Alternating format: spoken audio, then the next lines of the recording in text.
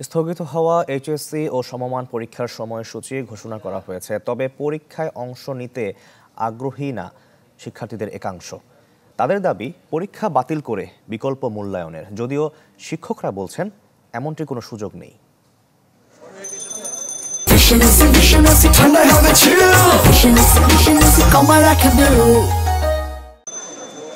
এবছর কয়েক দফায় স্থগিত হয়েছে এইচএসসি ও সমমান পরীক্ষা। গত ৩০ জুন শুরু হয় পরীক্ষা। এ সময় বন্যার কারণে সিলেট বোর্ডে পরীক্ষার তারিখ পেছানো হয়। পরে পরীক্ষার মাঝেই শুরু হয় বৈষম্য বিরোধী আন্দোলন। সে সময় আবারও কয়েক দফা পেছানো হয় সময়সূচি।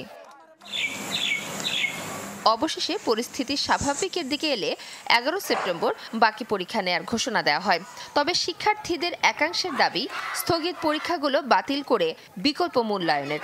এতে বিশ্ববিদ্যালয়ে ভর্তি পরীক্ষার প্রস্তুতির সময় পাবেন তারা। যেহেতু একটা বিরাট অংশের পরীক্ষার্থী আহত এবং অনেকেরই মানসিকভাবে প্রস্তুতি নেই যে আবার নতুন করে পরীক্ষায় প্রস্তুতি নিয়ে পরীক্ষায় বসা, এই পরিস্থিতিতে এখন আসলে পরীক্ষা দেওয়া সম্ভব বলে মনে হয় না।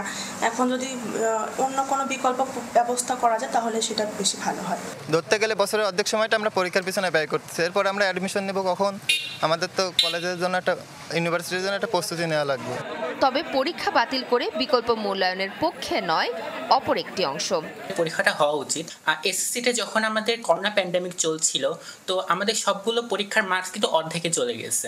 তো সাবজেক্ট ম্যাপিং এ যাওয়ার ফলে যেটা হয়েছে, মানে আমার রেজাল্টটা ডাউন হয়ে গিয়েছে। শিক্ষকরা বলছেন পরীক্ষা বাতিলের সুযোগ নেই, বরং বিশ্ববিদ্যালয়ের ভর্তি পরীক্ষা পেছাতে পারে। অটো পাস কিংবা এই জাতীয় কিছু করা, এটা কোনোভাবে করা যাবে না।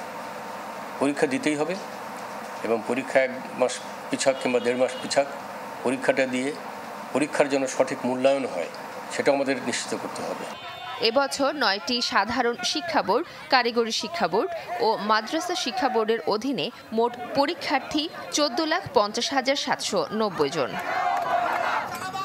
মাফতুহা মিলি, চ্যানেল 24।